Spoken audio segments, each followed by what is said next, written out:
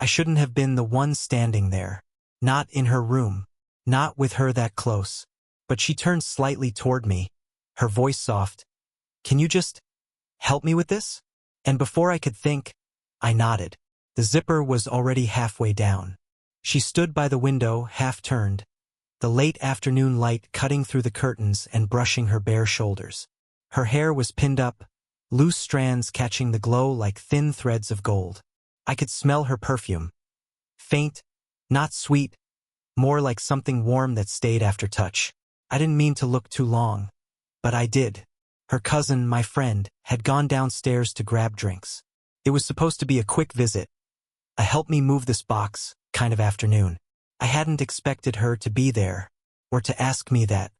Here, she said, gathering her hair in one hand, baring the back of her neck. It stuck. It wasn't. I saw that immediately, but my hand was already there. The zipper was silver, cool against my fingertips. I could feel the warmth of her skin just beneath it, that strange distance between touch and almost touch. My throat went dry. You can pull harder, she murmured. I hesitated, eyes fixed on the fabric. It's already loose. She glanced over her shoulder, the corner of her mouth tightening. A flicker of amusement or maybe something else. Then help me finish it, she said, half smiling. Since you're here. My pulse jumped. I tugged the zipper an inch lower. The sound was soft, too loud in the quiet room. She didn't move.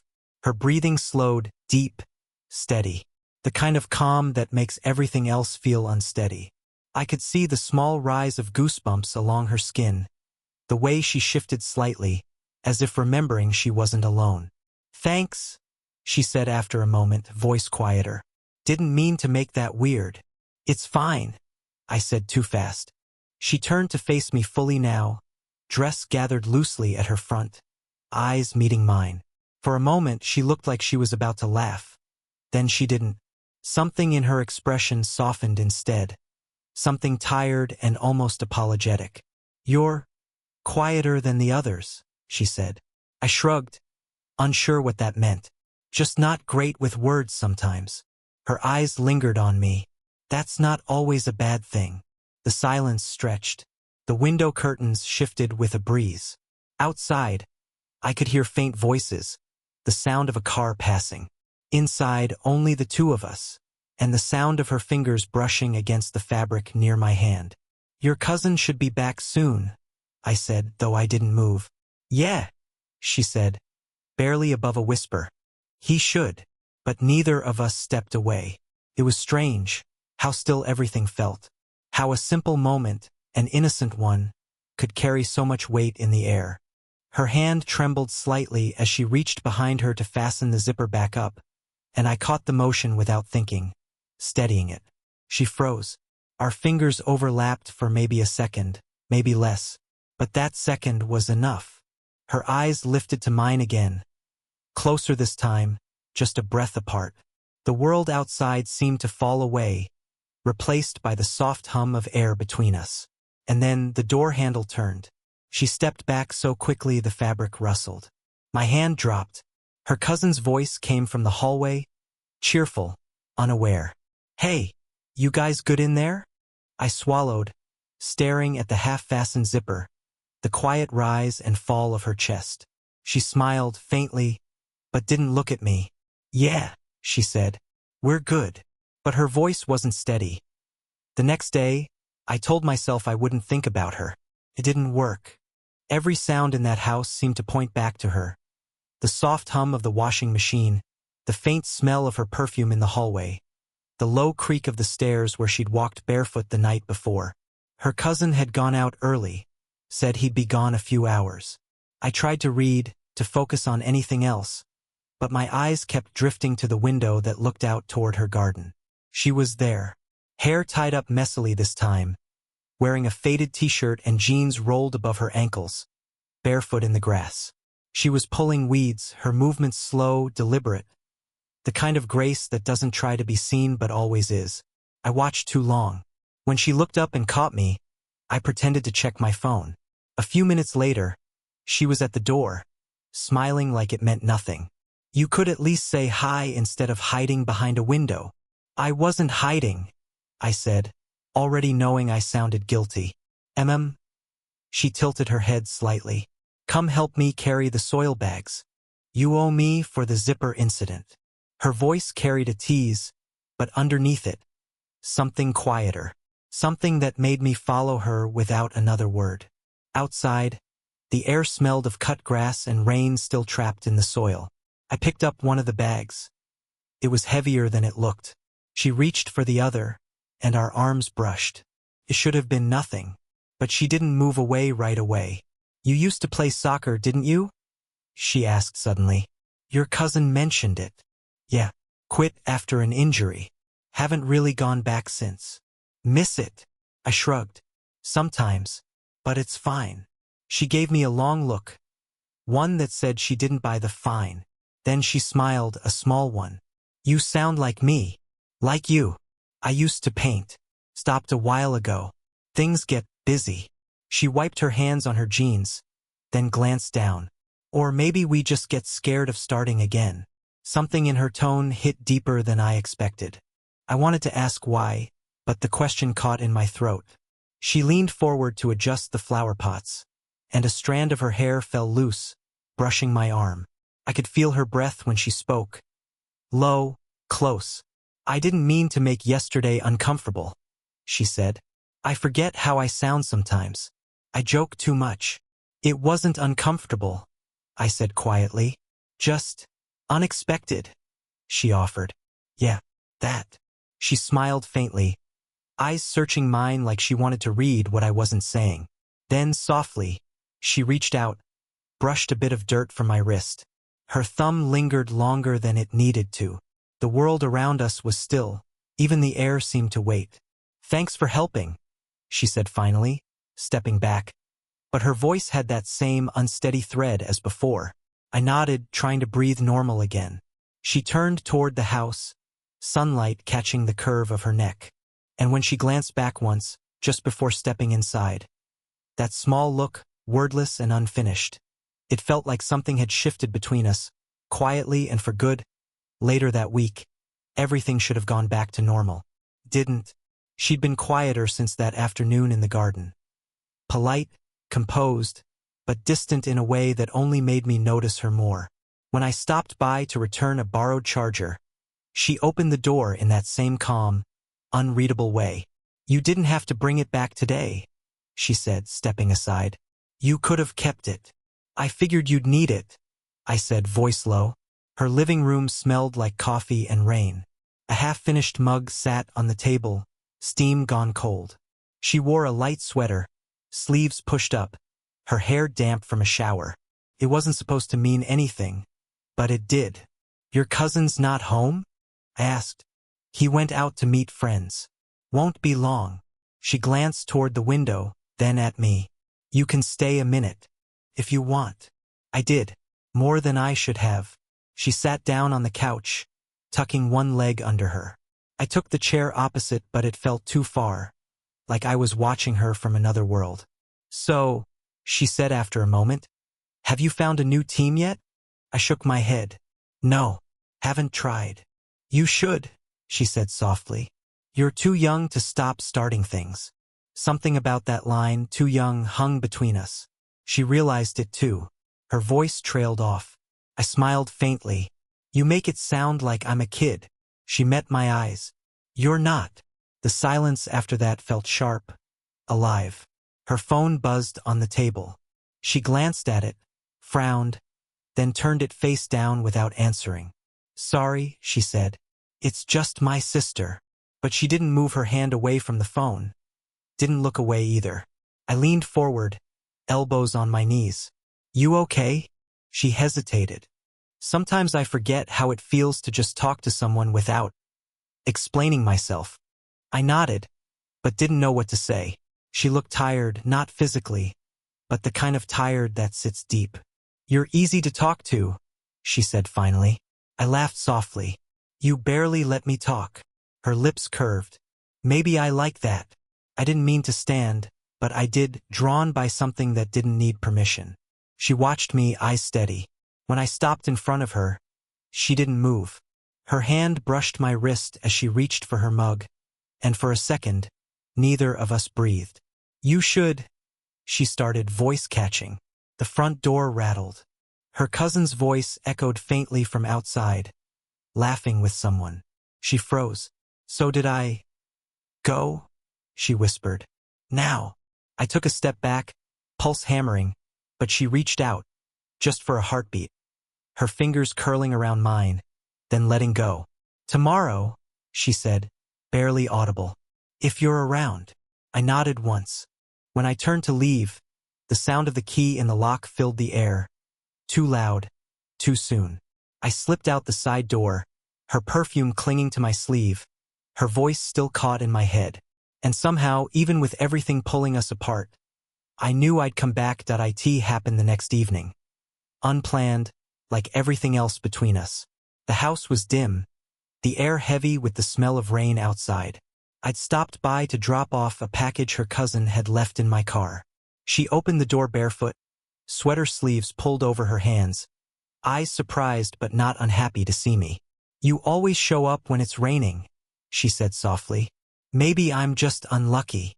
Or maybe you like the excuse." Her tone carried something new, half teasing, half trembling. She stepped aside, and I walked in. The lights were low, only the lamp by the window burning. The sound of rain on the roof filled the silence.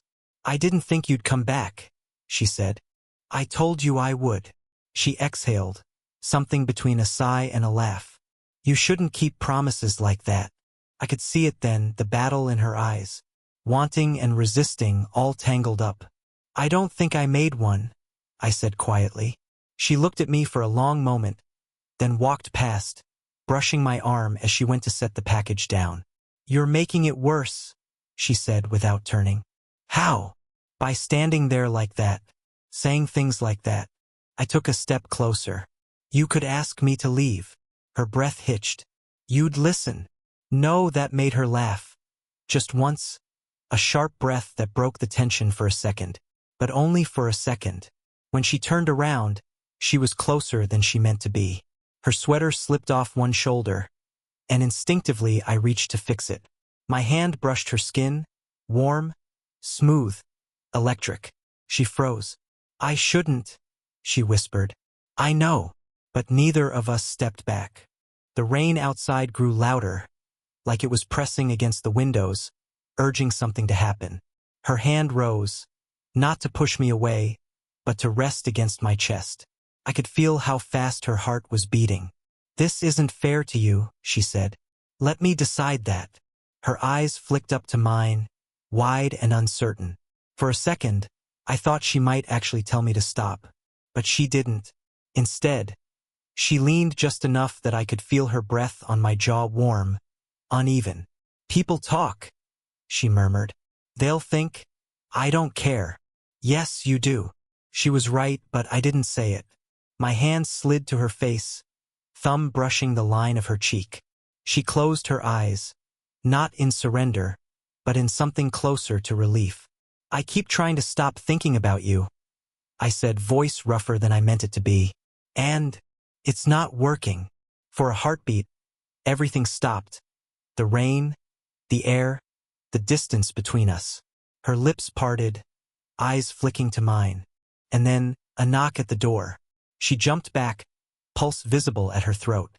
Her cousin's voice called from the porch, cheerful, too close. She looked at me, eyes wide. "Don't say anything." I nodded, heart hammering.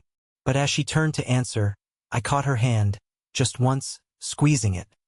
A silent promise neither of us dared to speak. The knock at the door didn't stop after that night. It kept echoing, in my head, in the space between us, in the way she avoided looking at me for days afterward. When I finally saw her again, she was outside by the garden, the same place this all started. The air was cool, the sky washed gray.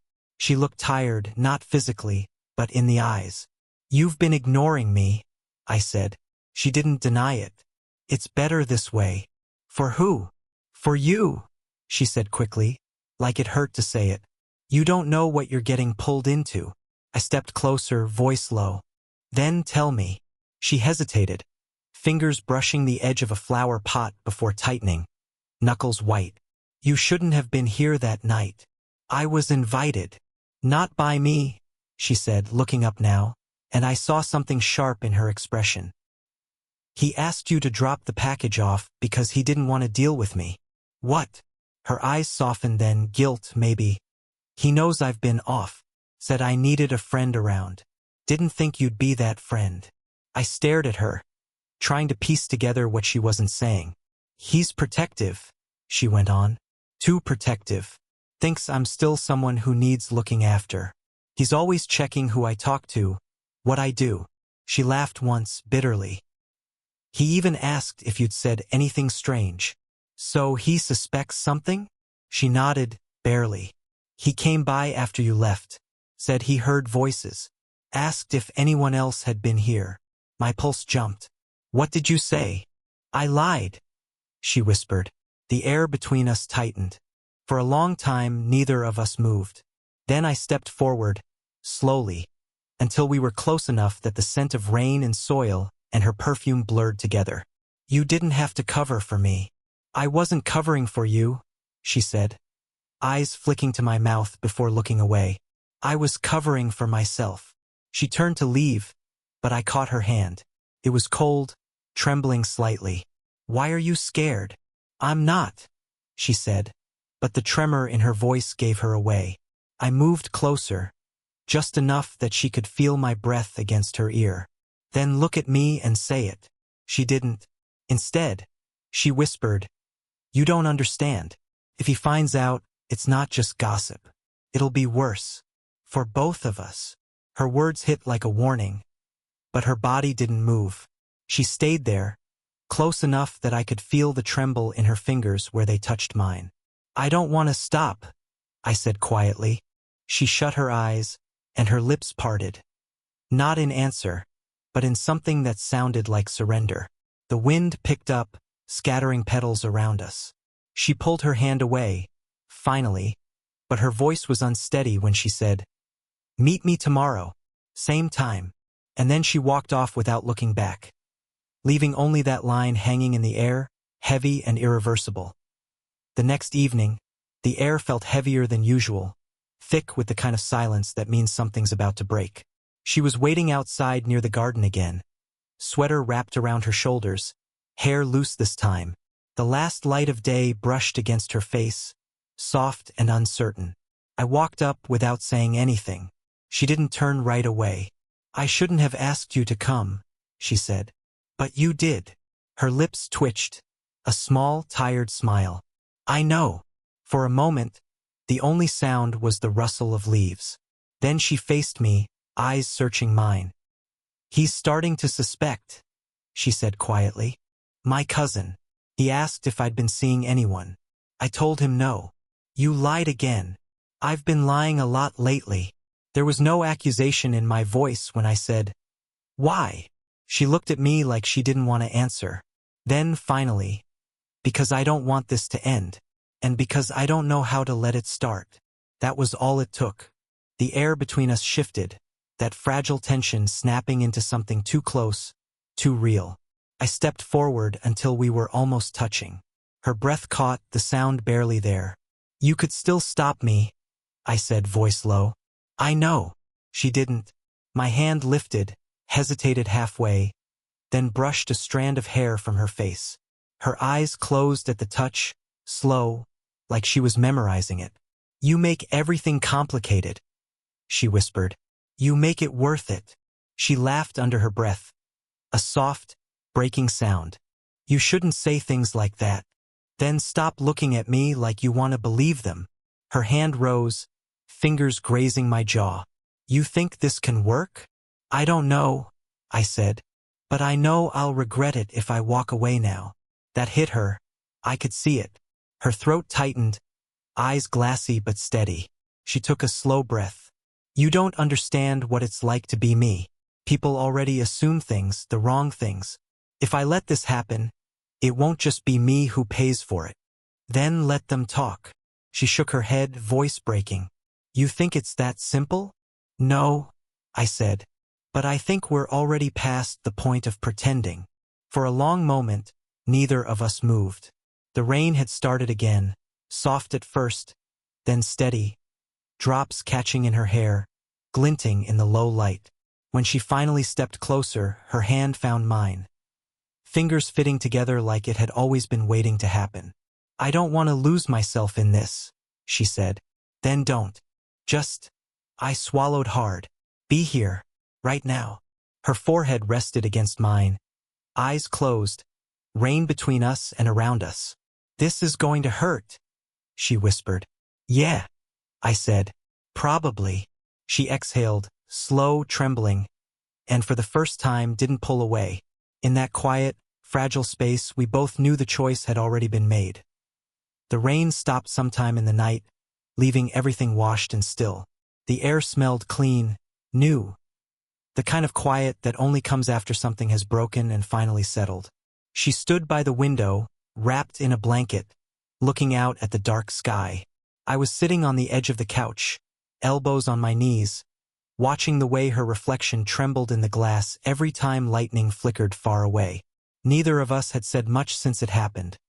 Since that almost kiss that wasn't quite, that moment that changed everything without needing to finish. When she finally turned, her voice was softer. "I keep thinking about what you said." "Which part?" "That we're past pretending." She smiled faintly. "You were right. I didn't move. I didn't want to push, not this time." "Does that scare you?" "Terrifies me." She came closer, sitting beside me, blanket still around her shoulders. But not enough to undo it. The small space between us seemed to hum. The house was dim except for a single lamp, its light warm on her skin. When her hand found mine, it wasn't hesitant anymore. Just slow, sure. "I used to think this kind of thing only happened in my head," she said. "You know, the wanting something you shouldn't." Then I stopped allowing myself to want anything at all. I looked at her, really looked. "Maybe that's why we found each other." She laughed quietly, shaking her head. "You sound older than you are. Or maybe you sound younger." That made her eyes soften. She leaned her head against my shoulder, and I could feel her body relax. A kind of surrender that had nothing to do with weakness. We sat like that for a while, listening to the faint drip of rain from the gutters, the quiet rhythm of her breathing. "People will talk," she said eventually, voice muffled against my sleeve. "Let them," I murmured. "They don't get to know what this is." She smiled. I felt it, more than saw it. "And what is this?" I turned slightly, enough that she had to lift her head. Our faces were close again, close enough to feel her breath. "Something real," I said, "even if it's complicated." Her eyes searched mine for a long time, then she nodded, once, slowly, and leaned forward, pressing her forehead to mine. It wasn't a kiss, not really, but it felt like everything that came before one. Steady, certain, enough. "I don't know where this goes," she whispered. "Me neither," I said. "But we'll figure it out." She smiled again, a small, quiet smile that finally reached her eyes. Her fingers tightened around mine. Outside, the rain started again. Softer this time, almost like a rhythm we could breathe to. We stayed there, hand in hand, the space between us finally gone. Whatever came next, it wouldn't be pretend. Did you enjoy the story? What kind of stories would you like to hear next?